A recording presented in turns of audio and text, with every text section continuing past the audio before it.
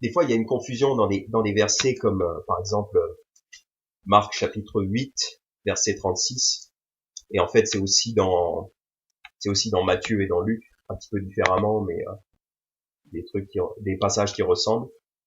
Mais en Marc chapitre 8 verset 36 par exemple, Jésus nous dit euh, versets 35 et 36 et 37, car quiconque voudra sauver sa vie la perdra, mais quiconque perdra sa vie à cause de moi et de l'évangile la sauvera.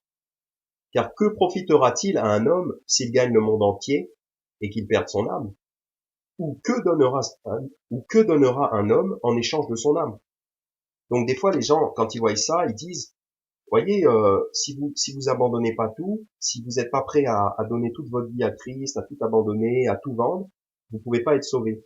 C'est pas ça que ça enseigne. Ça enseigne juste que ça, ça vaudrait le coup. En fait, ça vaudrait le coup, mais du coup, on se rend compte que c'est impossible. Après qu'on ait compris que c'est impossible, on comprend donc que ces versets-là, qui des fois posent problème, on comprend que ça ne s'applique pas au salut.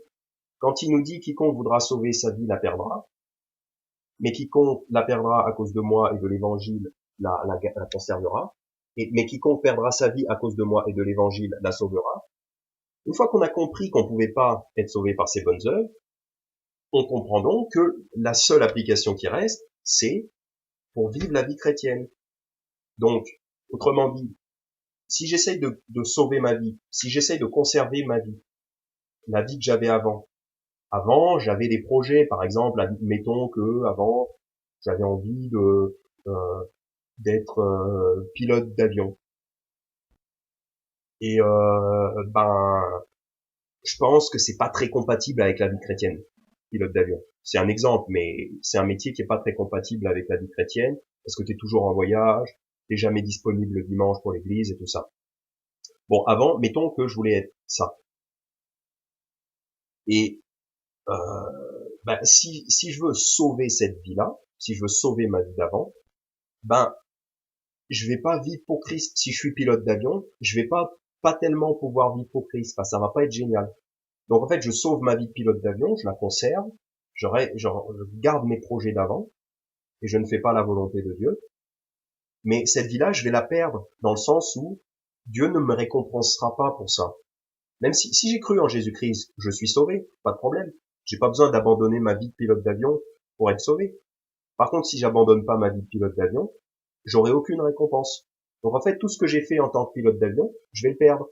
C'est un mauvais investissement. C'est un investissement qui va être perdu. J'irai quand même au ciel, parce que le ciel, c'est pas un investissement de ma part. Le ciel, c'est un cadeau que j'ai reçu de Dieu.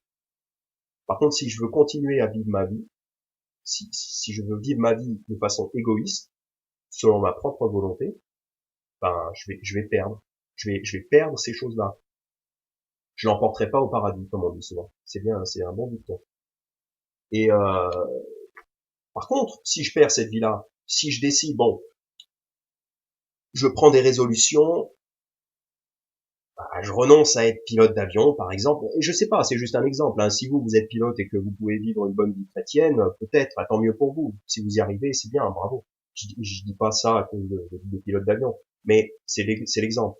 S'il y a ce métier-là, ou alors, je sais pas moi, peut-être je sais pas moi, c'est ma passion il faut absolument que j'aille faire du vélo le dimanche, mais ça m'empêche d'aller à l'église, ben, je décide d'abandonner ça,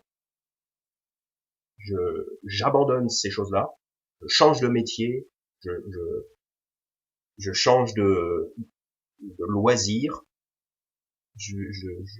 j'arrête de regarder les dessins animés le dimanche matin, par exemple, et ben je perds cette vie-là. Je perds ma vie d'avant, je l'abandonne, je la mets de côté. Et du coup, je la conserve. Parce que comme du coup, ça me permet de vivre pour Christ, et ben le Christ, il me récompensera pour toujours dans l'éternité. Donc c'est valable, c'est valable. Et donc du coup, c'est valable pour moi de tout donner pour pouvoir, non pas pour acheter le salut, mais pour investir ma vie à servir Dieu, pour investir ma vie à servir Dieu. Sachant que tout ce que j'investis dans le royaume de Dieu me suivra dans l'éternité. Parce que si je sers Dieu avec ma vie, Dieu me récompensera. Il y a vraiment deux choses à comprendre. Le salut est gratuit. Et ensuite, une fois qu'on est sauvé gratuitement, tout ce qu'on fait pour œuvrer pour Dieu, Dieu nous paye pour ça. Dieu nous paye pour ça. Tout ce que j'abandonne, c'est encore dit en plusieurs endroits, notamment en Matthieu 19. Jésus dit à ses disciples, je vous dis en vérité, au verset 29, Matthieu 19, 29, et quiconque aura quitté maison ou frère ou sœur ou père ou mère ou femme ou enfant ou champ à cause de mon nom, en recevra 100 fois autant et héritera la vie éternelle. En somme, il nous dit, tout ce que vous abandonnez ici, je vous le donnerai à 100 fois plus. Et c'est des choses qui sont pour la vie éternelle, qui seront gardées dans l'éternité.